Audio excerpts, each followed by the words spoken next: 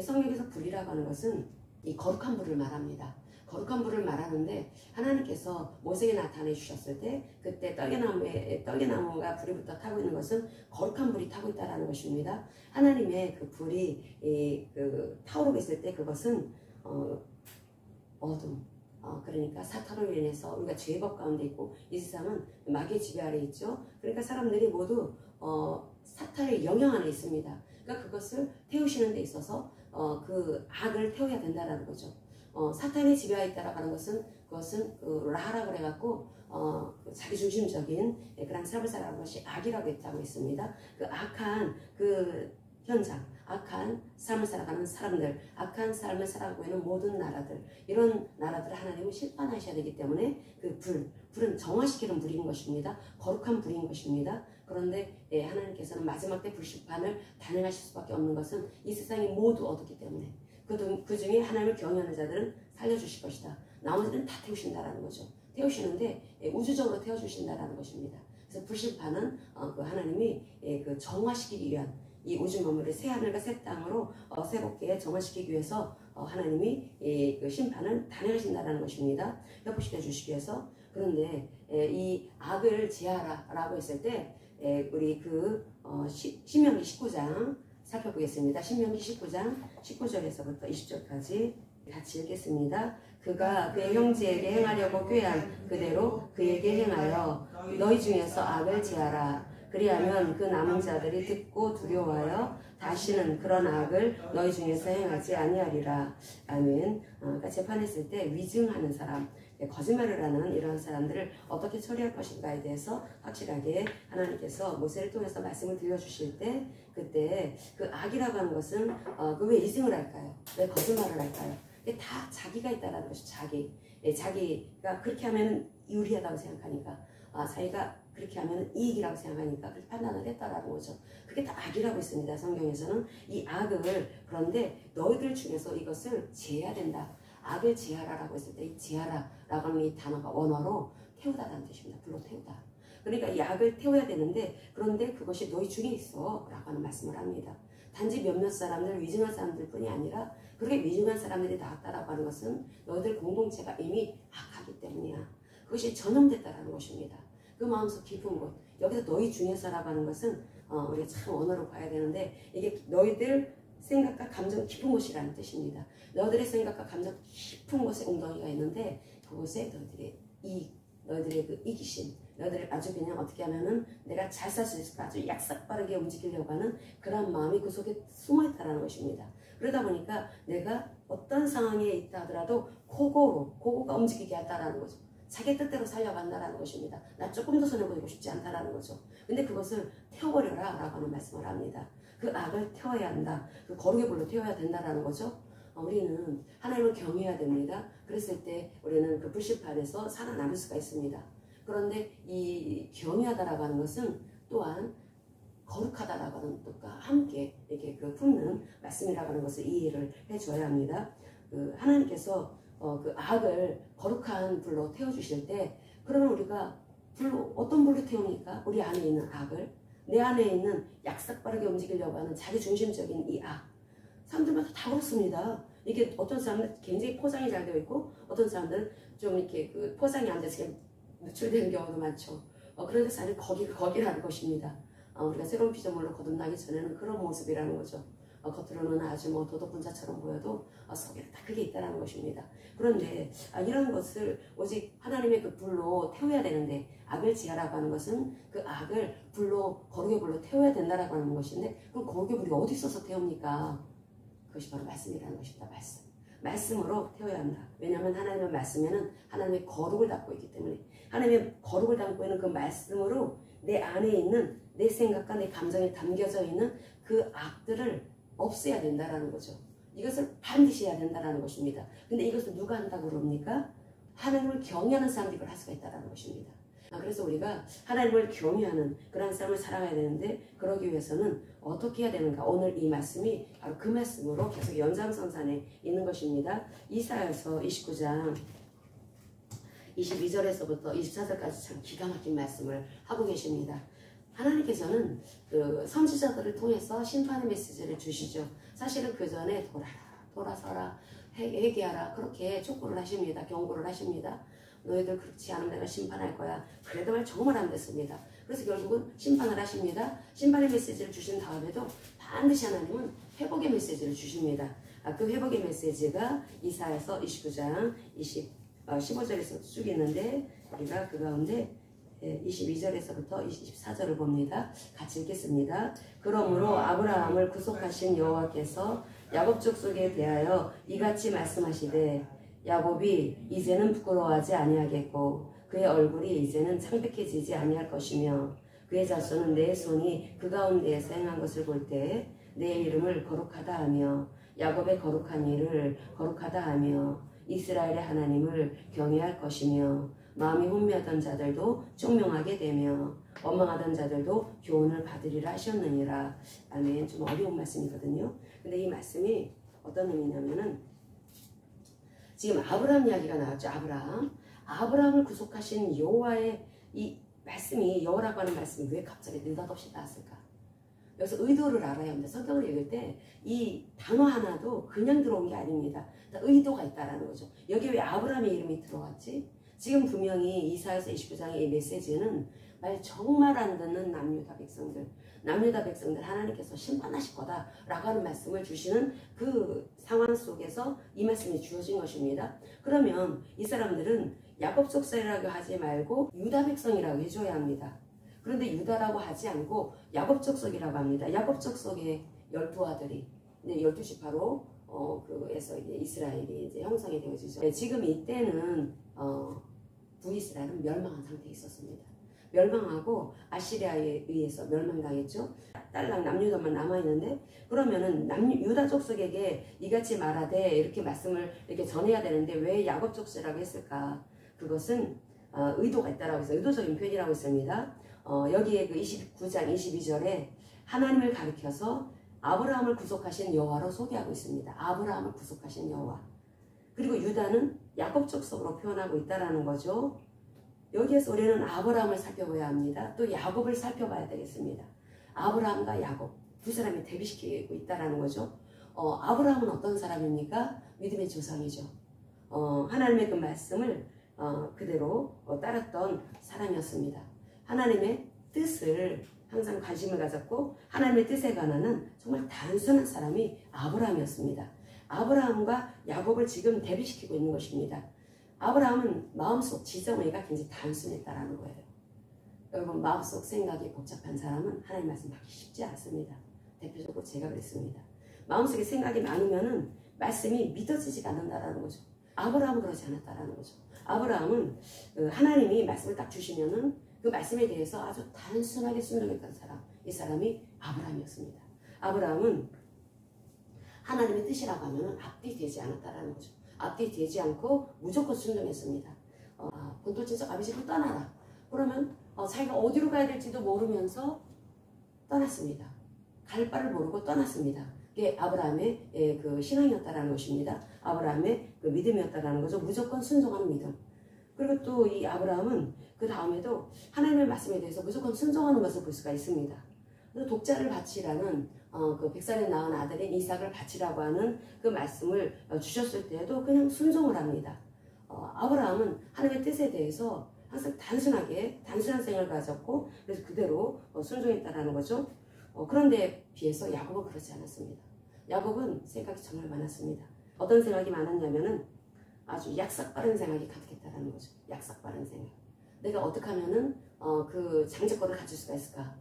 형이 가지고 있는 그 장자권의 그 축복, 그것을 자기가 갖기 위해서 팥죽 하는 그릇에 그 때를 포착을 합니다. 자기 형이 사냥을 하러 다니기를 좋아하니까 사냥하고 오면은 막 얼마나 허기가 집니까? 그러니까 그 때를, 그 시간을 포착을 해서 그 미리 팥죽을 씁니다. 그럼 냄새가 막 진동을 하지 않겠습니까? 배고픈 사람의 음식 냄새, 맛있는 그 냄새를 맡으면은 막 허기가 더지죠. 그러니까 그 팥죽을 끓이다가 그 냄새에, 진동하는 냄새를 그 사냥하고 온 형한테 그냥 준 것이 아니라 그 팥죽 한 그릇에 그 장자권을 삽니다. 또 그 팔아버리죠. 팥죽 한 그릇으로 장자권을 산 거죠. 그냥 약삭빠르죠. 그래서 장자권을 사서 자기가 이제 장자의 그 축복을 받게 되는데, 그렇게 야곱은 그 마음이 복잡하고 그 복잡한 마음은 항상 이기적인 마음, 항상 이기적이고 약삭빠른 그런 마음으로 가득했다라는 거죠. 그리고 하나님의 그 은혜를 잊고 그렇게 살아가도 항상 하나님의 그 뜻이 자기의 이 생각하고 다르면 자기 생각에 따랐던 사람이 야곱이었습니다. 그러다 보니까 그 생각이 그 사람의 그 삶이 정말 쉽지가 않았다라는 거죠. 그 연단이 굉장히 많습니다.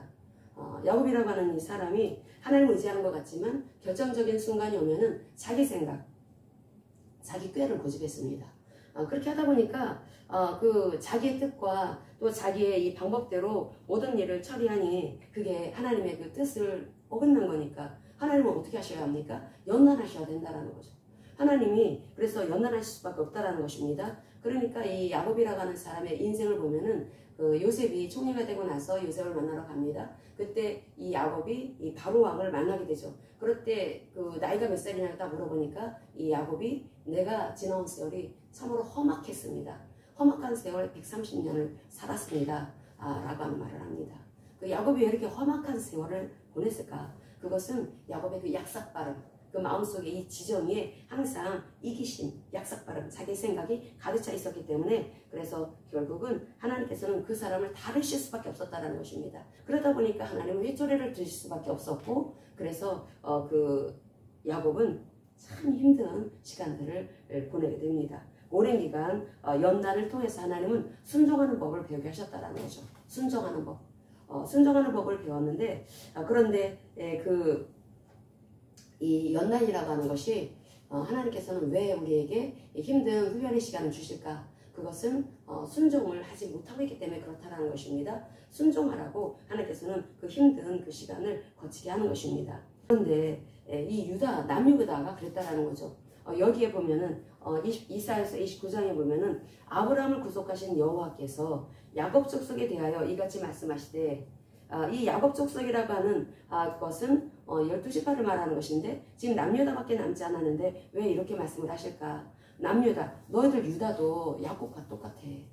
그렇게 아브라함을 쫓아 믿음에 있어서 너희들의 믿음의 조상인 아브라함을 쫓아 살아가야 되는데 너희들은 야곱의 길을 쫓아 살아갔어.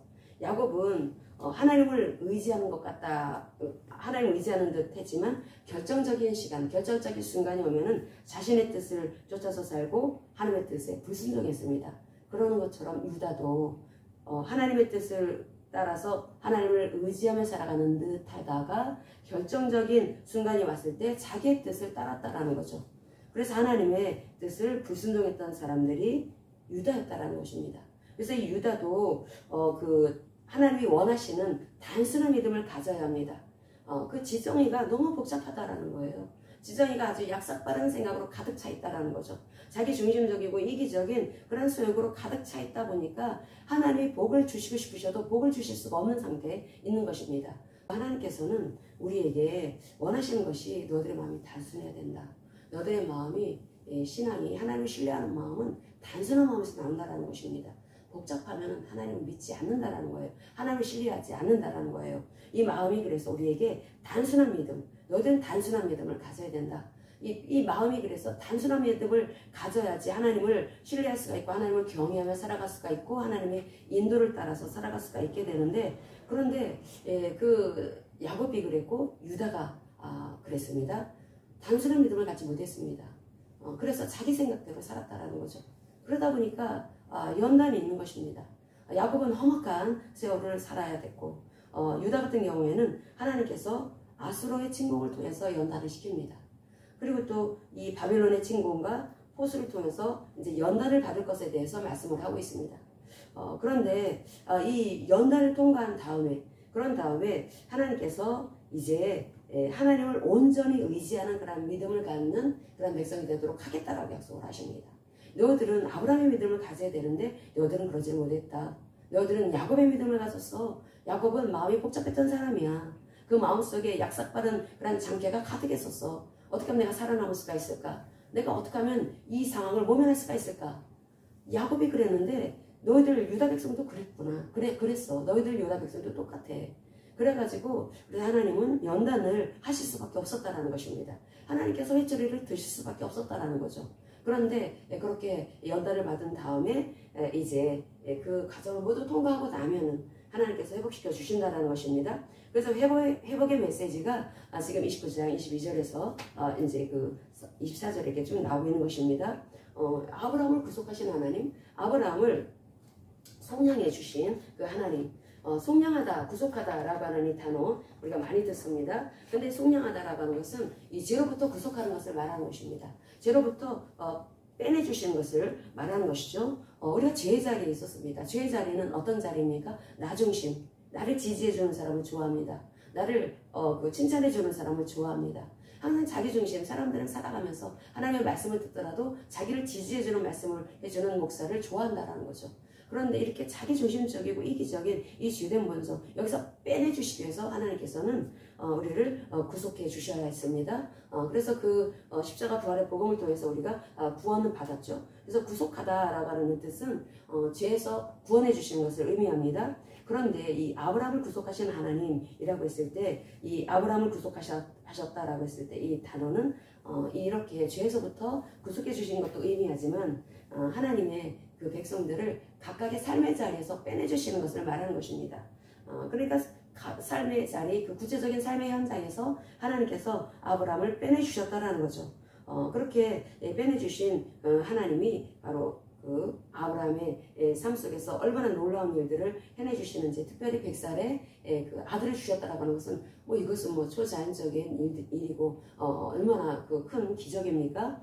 그런데 그 아들을 바쳐라 라고 말씀을 하십니다. 창세기 22장을 보겠습니다. 창세기 22장. 마음이 단순한 사람들, 하나님의 그 말씀을 딴지 걸지 않고 그대로 따르는 사람들, 그렇게 믿음이 단순해야 된다는 거죠. 그렇게 하나님을 신뢰하는 사람을 하나님은 정말 축복하시고 초자연적인 기적도 베풀어 주시고 놀라운 그런 축복을 안겨주십니다. 그런데 그러한 그 은혜를 입은 이 아브라함에게 하나님께서 이삭을 달라고 말씀을 하십니다. 12장 1절에서 2절까지. 그 일 후에 하나님이 아브라함을 시험하시려고 그를 부르시되 아브라함아 하시니 그가 이르되 내가 여기 있나이다. 여호와께서 이르시되 네 아들 네 사랑하는 독자 이삭을 데리고 모리아 땅으로 가서 내가 네게 일러준 한 산 거기서 그를 번제로 드리라. 아멘. 제물로 바치라는 거예요. 아들을 100살에 주셨는데 그 아들을 그 아들이 거의 청소년기 지나는 아주 다 성장한 그 아들을 바치라는 것입니다. 근데 그 아들을 어떻게 합니까? 진짜 바칩니다. 우리가 10절을 보겠습니다. 10절에서 12절까지 보겠습니다. 손을 내밀어 칼을 잡고 그 아들을 잡으려 하니 여호와의 사자가 하늘에서부터 그를 불러 이르시되 아브라함아 아브라함아 하시는지라. 아브라함이 이르되 내가 여기 있나이다 하매 사자가 이르시되 그 아이에게 네 손을 대지 말라. 그에게 아무 일도 하지 말라. 네가 네 아들 네 독자까지도 내게 아끼지 아니하였으니 내가 이제야 네가 하나님을 경외하는 줄을 아노라. 아멘. 하나님께서 아브라함을 지금 테스트하신 것입니다. 아브라함을 테스트하시는데 어떤 테스트를 하십니까? 경외하는 이 사람이, 이 아브라함이 과연 하나님을 경외하는지 그것을 테스트하셨다는 것입니다. 하나님은 우리에게 그 예수 그리스도의 십자가의 부활의 복음을 믿은 사람들에게 이미 하나님을 경외하는 마음을 장착시켜 주셨다고 말씀을 하셨습니다. 그런데 우리가 그 하나님을 경외할 수 있는 그 마음을 가진 상태에 있는 사람들이 신약 백성들입니다. 그럼 우리가 과연 경외를 하고 있나? 그것은 지금 내 마음속에 가장 소중하게 여기는 것이 무엇인지 알면 됩니다. 그것을 나는 내려놓고 있는가? 아브라함 같은 경우에 가장 소중한 존재가 아들이었죠. 100살이었던 아들. 그 아들은 아브라함에게 있어서 제1순위 가장 소중한 보물과 같은 존재였습니다. 근데 그 제1순위인 아브라함의 보물과 같은 그 아들을 바치라 라고 말씀을 하실 때 아브라함은 주저없이 가서 칼을 치고 바칩니다. 그때 하나님 말씀하시죠. 아브라함아 아브라함아 내가 이제야 알았다라는 것이죠. 이제야 하나님께서 이제야 12절에 이제야 네가 아브라함이 하나님을 경외하는 줄을 아노라 라고 하는 말씀을 하고 계신다는 거죠. 자신의 생명을 아끼지 않았다라는 거죠. 이 경외라고 하는 것은 하나님의 손이 우리 인생 위에 머물 수 있도록 우리가 해야 되는 일은 하나님의 권위에 자신을 복종시키는 거라고 했습니다. 복종시키고 그리고 하나님과 늘 동행하고 살아가는 것입니다. 그럴 때 연합되어져서 하나님의 은혜, 참으로 놀라운 하나님의 그 은혜와 하나님의 보호, 하나님의 능력을 입을 수 있는 것입니다. 하나님을 경외하는 자들이 하나님의 보호를 받는다라는 거죠. 그런데 그 보호를 받기 위해서는 하나님의 그 손이 항상 내 인생 위에 머무르고 있어야 되고, 그러기 위해서는 내 마음속에서 항상 내 자신, 내 마음, 이 지정을 하나님 앞에 무릎 꿇려야 된다는 것입니다. 하나님의 권위에 복종을 해야 된다는 거죠. 그런데 아브라함이 그랬다는 것입니다. 그 마음속에 아주 소중한 가치, 가장 중요하다고 여겼던 그 아들을 하나님 앞에 바치는 것을 통해서 하나님은 이제야 네가 나를 경외하는 줄 아노라 라고 하는 말씀을 하십니다.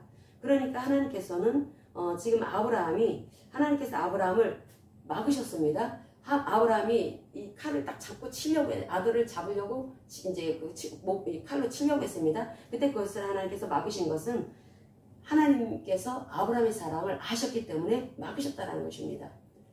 하나님께서 그러면서 하시는 말씀이 네가 나를 사랑하는지 알겠다.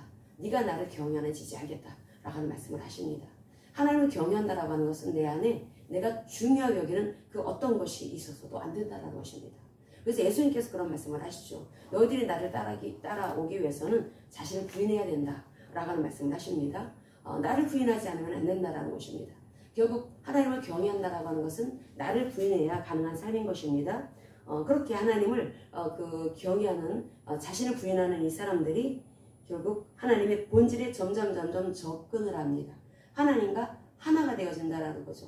하나님과 하나가 되어져서, 그래서 하나님과 연합되고, 그래서 이제 우리가 그동안에 하나님과 분리되어서 살아왔다가 이제는 하나님과 분리되지 않고 하나님과 연합되어질 수 있는 비결은 하나님을 경외하는 것에 있다. 그런데 너희들이 이 아브라함과 같은 믿음을 가져야 된다. 야곱과 같은 믿음을 가져서는 안 된다. 야곱과 같이 그렇게 그 마음속에 그 자기 뜻을 따르려고 하는 삶을 살아가려고 해서는 안 된다. 유다가 그랬다. 너희들은 야곱 족속이야. 야곱과 같은 모습이었어. 그런데 너희들 그렇게 하면 안 된다. 믿음이라고 하는 것은 단순해야 되는 것이다. 하나님의 말씀 그대로 믿어야 되는 것이다. 하나님의 말씀 그대로 따라야 되는 것이다. 그러기 위해서는 아브라함과 같은 믿음을 가져야 된다. 라고 하는 그런 그 말씀을 하고 있다는 것입니다. 보통 우리가 평상시에는 잘 모릅니다. 평상시에는 말로는 얼마든지 하나님 앞에 내가 정말 중요하다고 여기는 그 모든 것을 하나님 앞에 다 드리겠습니다. 저도 아브라함처럼 그렇게 가장 소중한 그 자녀, 가장 소중하다고 여기는 그 모든 것을 하나님 앞에 바칠 각오가 되어 있습니다. 저는 하나님을 경외합니다. 라고 말한다 하더라도 결정적인 때가 온다라는 거죠. 과연 이 사람의 말이 진짜인지 가짜인지. 그 어려움에 처했을 때 결정적인 그러한 그 시간이 우리 인생 가운데 올 때 과연 나는 정말 하나님을 경외한 사람인가 아닌가. 그래서 우리가 하나님께서 테스트 하신다라는 것입니다. 그 결정적인 시간이 왔을 때, 자기한테 힘든 그런 어려운 시간이 왔을 때 이 야곱이라고 하는 사람은 자기 판단을 따라서 살았다라는 거죠. 근데 유다도 그랬다라는 것입니다. 근데 유다도 그렇게 하지 말고 이제 어떻게 해야 된다라는 것입니까? 이제 너희들이 그 아브라함의 그 믿음을 따라서 어떤 그 상황이 왔다 할지라도 참 단순한 믿음의 사람은 하나님의 말씀을 그냥 끝까지 붙잡죠. 독자이사 바치라고 했을 때 그때 앞뒤 가리지 않고 그냥 바칩니다. 그러는 것처럼 유다도 그렇게 하나님의 그 말씀이라고 하면 그냥 그대로 아멘하면서 받게 되면은 그 자손, 그러니까 야곱의 자손인 이 남녀자 백성들이 이제 그 하나님이 그 가운데 이 유다 민족 가운데 행하신 것을 보게 될 것이다 라고 하는 말씀을 합니다. 하나님이 너희들이 아브라함과 같은 단순한 믿음을 갖게 되면은 어떻게 너희들의 민족을 통해서, 유다 백성을 통해서 어떤 일을 행하실지 너희들 것을 확실하게 보게 될 것이다. 그래서 너희들은 하나님의 이름을 거룩하다 라고 하면서 찬양하고 경배하게 될 것이다 라고 하는 말씀을 합니다. 또 야곱의 거룩하신 이름, 야곱의 거룩하시니 이분이 바로 여호와 하나님이시죠. 여호와 하나님을 또 거룩하다 라고 하면서 거룩하다가 두 번이나 반복되고 있습니다. 그렇게 해서 하나님을 그 경외하는, 그 하나님 앞에 두렵고 떨리는 마음으로 서는 그러한 사람들이 될 것이다 라고 하는 말씀을 하고 있습니다. 근데 이것이 자동적으로 되겠느냐? 자동적으로 되지 않는다라는 것입니다. 여기 24절 이어서 읽겠습니다. 29장 24절 같이 보겠습니다. 마음이 혼미하던 자들도 총명하게 되며 원망하던 자들도 교훈을 받으리라 하셨느니라. 아멘. 마음이 혼미하다라고 하는 것은 분별력이 없다라는 것입니다. 자기가 옳은 대로 살아간다, 옳다고 여기는 대로 살아간다라는 거죠. 지금 여기에 이러한 전혀 이전과 전혀 다른 그런 사람들이 될 것이다. 그런 민족이 될 거다. 그래서 하나님의 이름을 거룩히 하고 또 야곱의 하나님의 이름을 거룩히 하고 하나님을 경외하는 이스라엘 백성들이 출현하게 될 것이다 라고 하는 이 말씀은 하나님께서 또 우리와 같은 이방인들도 하나님께서 그렇게 하나님을 경외하는 사람이 되도록 하나님께서 그러한 일을 하시겠다라고 하는 메시지인 것입니다. 그런데 이러한 것이 그냥 주어지지 않는 거라고 했죠. 예레미야서 32장 40절 같이 읽겠습니다. 내가 그들에게 복을 주기 위하여 그들을 떠나지 아니하리라 하는 영원한 언약을 그들에게 세우고 나를 경외함을 그들의 마음에 두어 나를 떠나지 않게 하고. 아멘.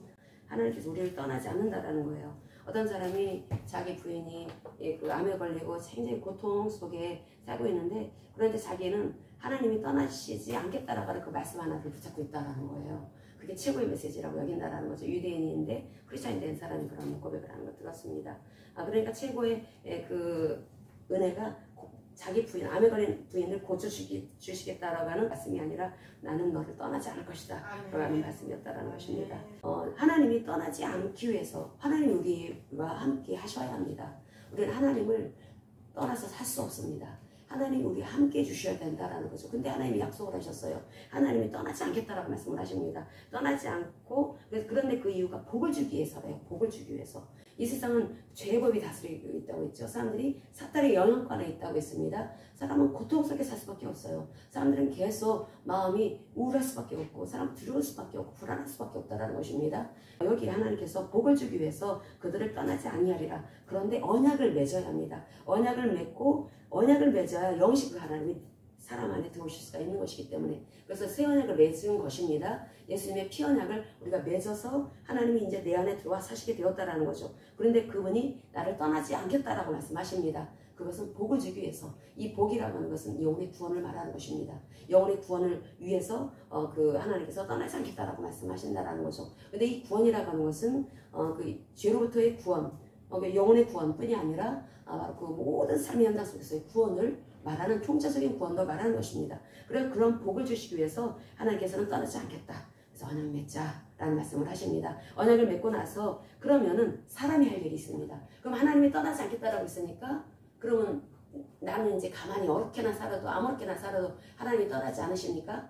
여기에 그 40절에 보면은 나를 경외함을 그들의 마음에 아예 하나님께서 두셨다라는 것입니다. 하나님을 경외하는 마음을 아예 두셔서 나를 떠나지 않게 하고. 이게 무슨 말씀입니까? 하나님을 떠날 수도 있다는 거죠. 우리가 인간 측에서 하나님이 언약을 맺어서, 하나님과 나와 언약을 맺어서 내가 새 언약 백성이 되었다 하더라도 내가 하나님을 떠날 수도 있다는 것입니다. 다시 말하면 하나님 배신할 수도 있다는 거죠. 근데 그것이 뭐 때문이에요? 경외하지 않기 때문에. 그래서 하나님을 경외하는 마음이 그렇게 중요하다는 것입니다. 하나님을 경외해야 우리가 하나님을 떠나지 않게 되는 것입니다. 그런데 그렇게 해서 하나님은 어떻게 하시려고 하는 것일까? 그것은 우리가 하나님을 경외하면서 거룩한 삶을 살게 하시기 위해서 그렇게 하신다는 것입니다. 그래서 이 거룩한 삶이라고 하는 것은 너무나 중요하다는 거죠. 하나님이 거룩하니 너희도 거룩하라 라고 하는 말씀을 하십니다. 하나님은 그 언약으로 우리와 하나가 되어졌습니다.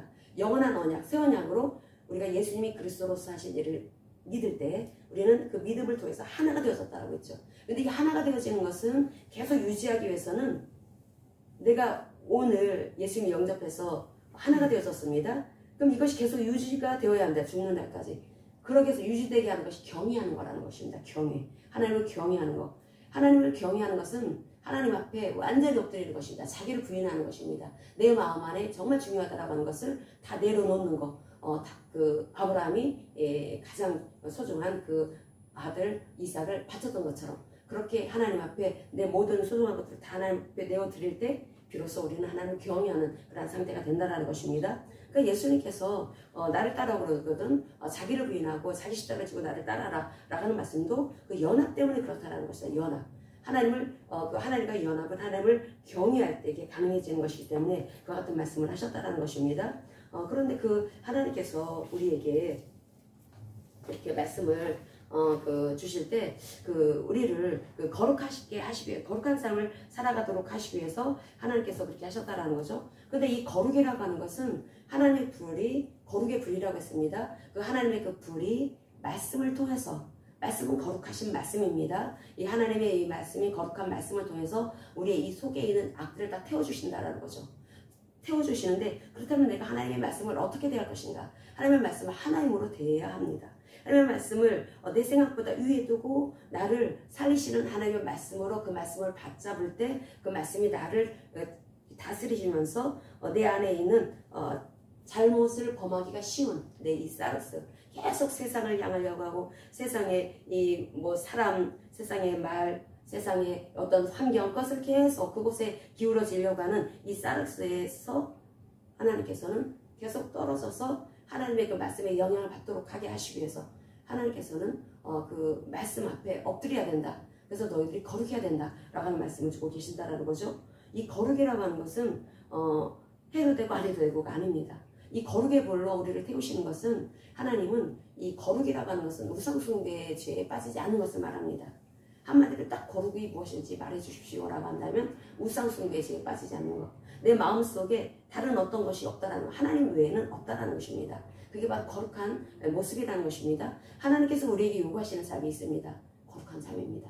우리 그 베드로서 보겠습니다. 베드로전서 1장 14절에서부터 19절까지 같이 읽겠습니다. 너희가 순종하는 자식처럼 전에 알지 못할 때에 따르던 너희 사욕을 본받지 말고 오직 너희를 부르신 거룩한 이처럼 너희도 모든 행실에 거룩한 자가 되라. 기록되었으되 내가 거룩하니 너희도 거룩할지어다 하셨느니라. 외모로 보시지 않고 각 사람의 행위대로 심판하시는 이를 너희가 아버지라 부른즉 너희가 나그네로 있을 때를 두려움으로 지내라. 너희가 알거니와 너희 조상이 물려준 헛된 행실에서 대속함을 받은 것은 은이나 금같이 없어질 것으로 된 것이 아니요 오직 흠없고 점없는 어린 양 같은 그리스도의 보배로운 피로 된 것이니라. 아멘. 그리스도의 피로 인해서 우리가 이제 거룩한 삶을 살아갈 수가 있게 되었습니다. 예수 그리스도의 십자가 부활의 복음을 통해서 우리를 경외하게 되었고 하나님을 경외할 수 있는 상태의 사람들이 되었고, 그리고 하나님이 거룩하신 것처럼 우리도 거룩한 삶을 살아갈 수가 있게 된 것입니다. 그렇게 하나님께서는 우리를 이렇게 경외하라고 하시고, 하나님을 경외하라라고 말씀을 하고 있고, 그리고 하나님께서는 우리를 거룩하라라고 이렇게 요구를 하고 있습니다. 왜 그렇게 하실까? 경외하는 거 쉽지 않은데 하나님이 거룩하신 것처럼 우리가 거룩하게 살 수가 있습니까?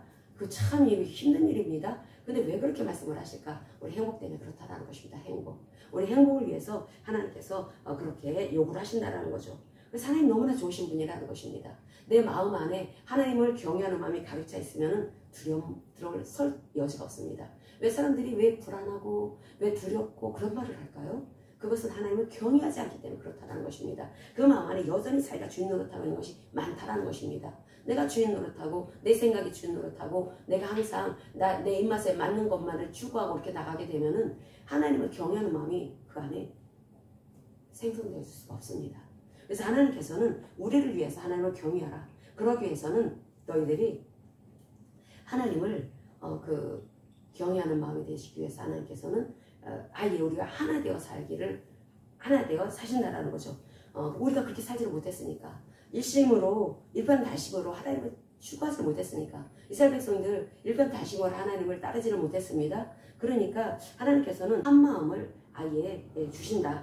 그것이 이스라엘 백성들 다시 하나님께서 이들을 새롭게 하시는데, 그것은 이들이 제대로 살지 못했기 때문에 이제 바벨론에서 출바벨론을 할 때 그렇게 새롭게 마음을 빚어주셔가지고 하나님을 잘 섬기는 백성이 되게 하셨다는 것입니다.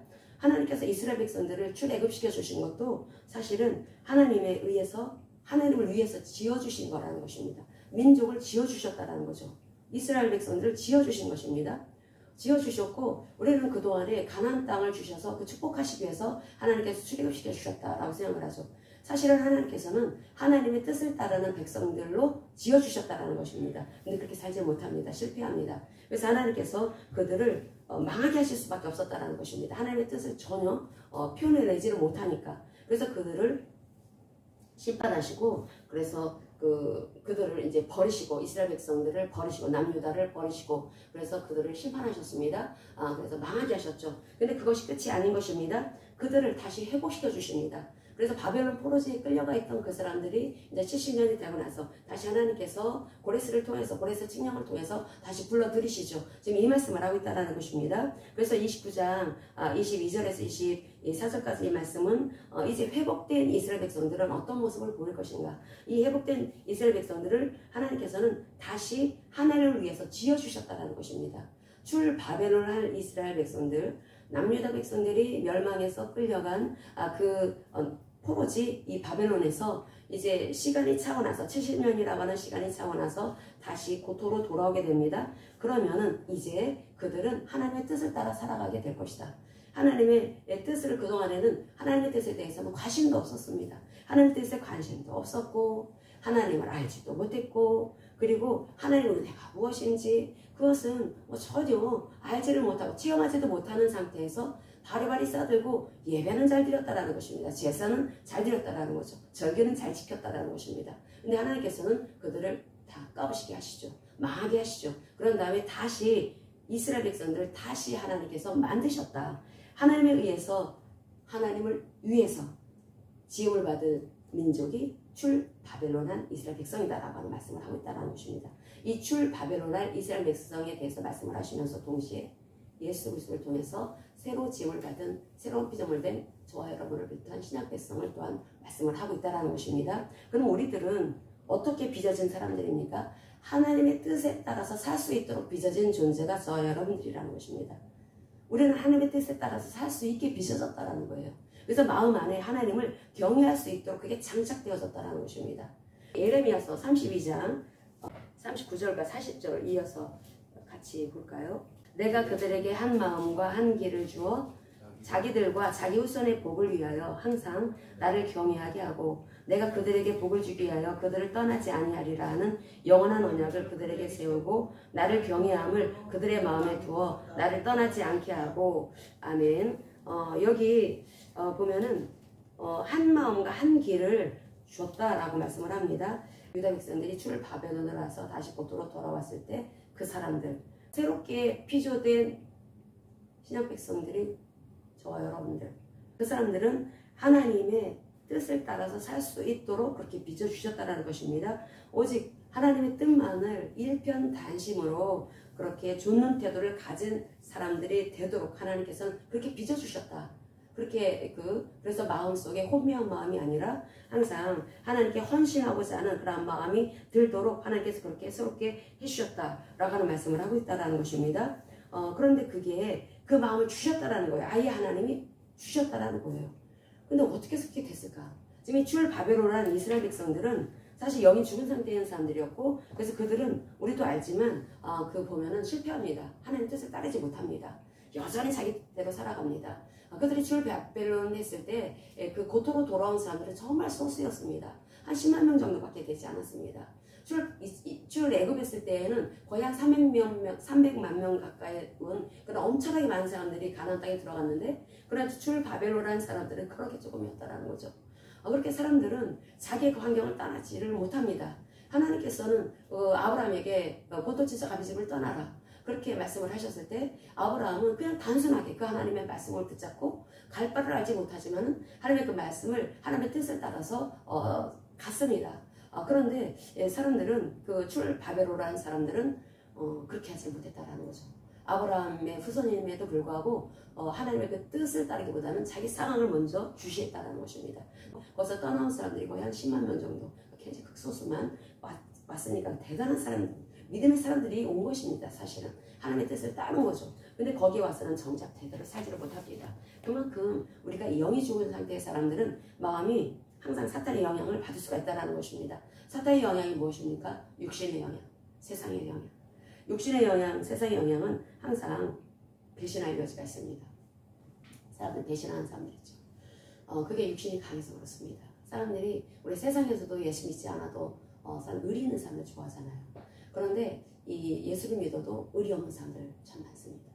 그런데 하나님께서는 배신하지 말아라 말씀이 굉장히 많이 나옵니다. 그런 단어로는 아니지만 그 내용상으로 볼 때는 배신하지 마라, 의리를 지켜라 이와 같은 메시지 말씀이 굉장히 많다라는 거죠. 결국 마음의 문제라는 것입니다.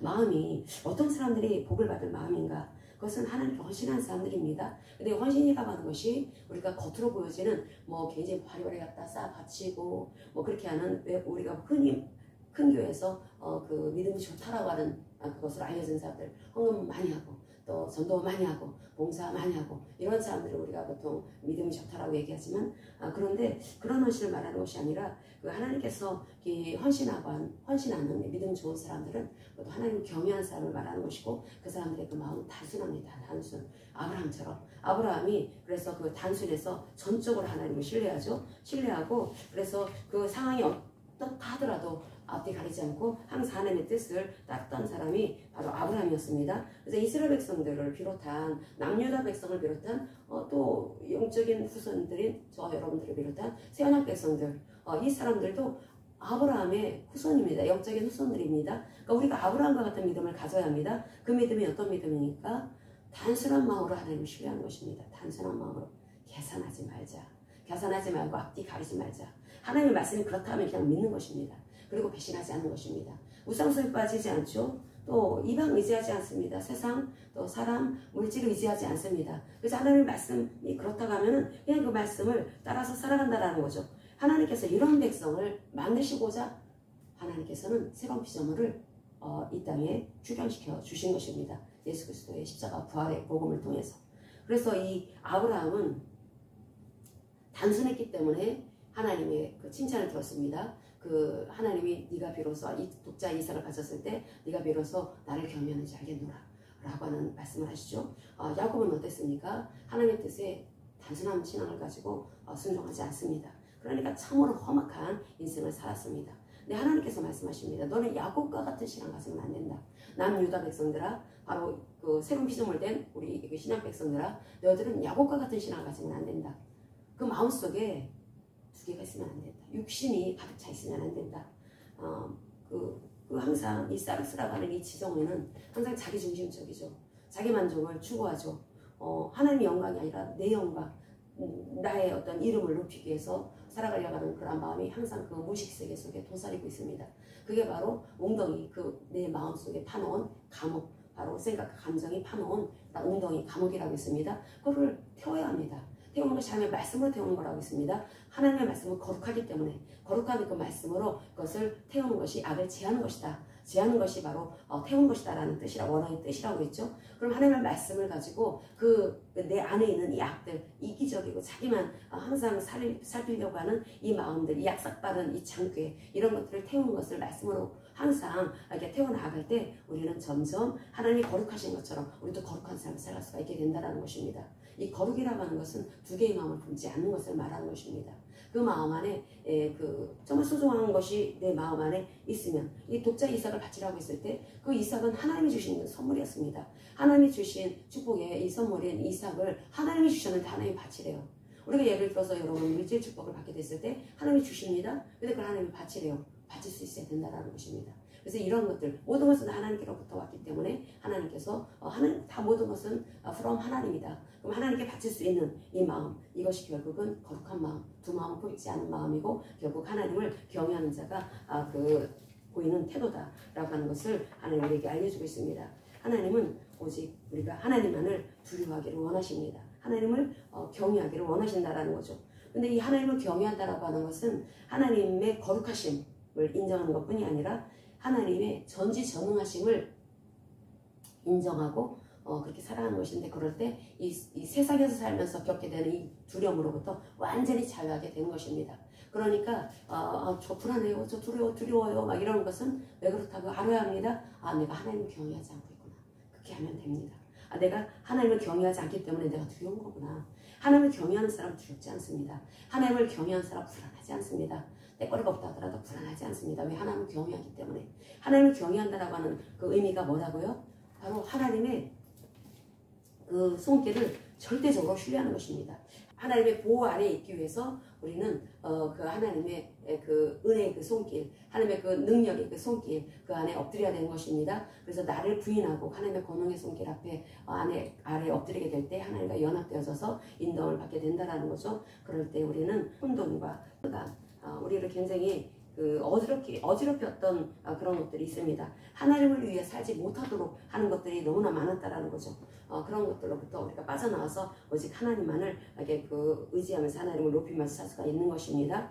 하나님께서 예수 그리스도의 구속 사역을 통해서 우리를 새롭게 재창조하신 것은 하나님을 경외하고 또 하나님의 이름을 영화롭게 하기 위해서 그렇게 하신 것입니다. 한마디로 말하면 하나님을 위해서 살도록 하시기 위해서 하나님께서는 우리를 새롭게 빚어주셨다는 것입니다. 우리는 이제 하나님을 위해서 살아야 합니다. 내 인생은 하나님을 위해 사는 인생인 것입니다. 그래서 하나님께 영광 돌리는 인생, 그것은 다른 것이 아니라 바로 하나님의 그 뜻을 따라 살아가는 그런 삶을 말하는 것인데, 그것은 바로 하나님을 경외하는 삶이다 라고 하는 말씀을 하고 있습니다.